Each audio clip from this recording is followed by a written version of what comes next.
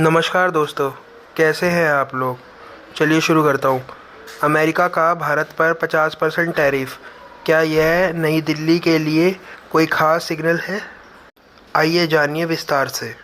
नीति आयोग के पूर्व CIO और G20 के शेरपा अमिताभ कांत ने बुधवार को कहा कि अमेरिका द्वारा भारतीय सामानों पर 50% टैरिफ लगाने को नई दिल्ली को एक चेतावनी के रूप में लेना चाहिए। भारत को भी किसी वैश्विक दबाव में नहीं आना चाहिए।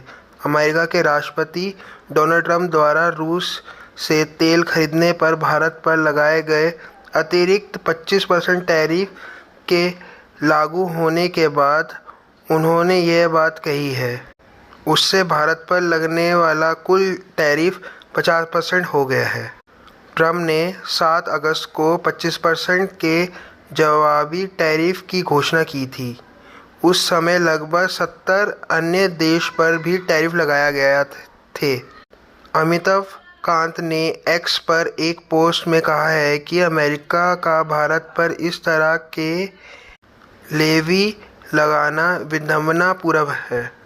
ऐसा तब हो रहा है जब वाशिंगटन रूस और चीन के साथ लगातार बातचीत चल रही है। चीन रूस के तेल का सबसे बड़ा खरीदार है। उन्होंने लिखा है, ट्रंप के टैरिफ भारत के लिए एक वेकअप कॉल होनी चाहिए।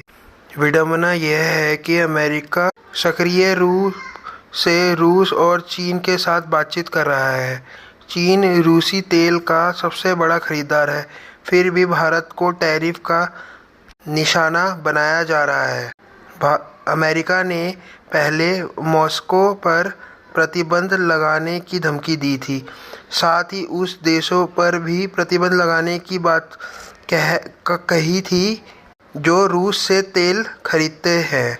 चीन और भारत रूस से भी तेल खरीदार है। भारत के टैरिफ लगाने को अनुचित और तर्कहीन बताया है। इससे कपड़ा, समुद्री और चमड़ा जैसे क्षेत्रों के निर्यात पर बुरा असर पड़ने की आशंका है।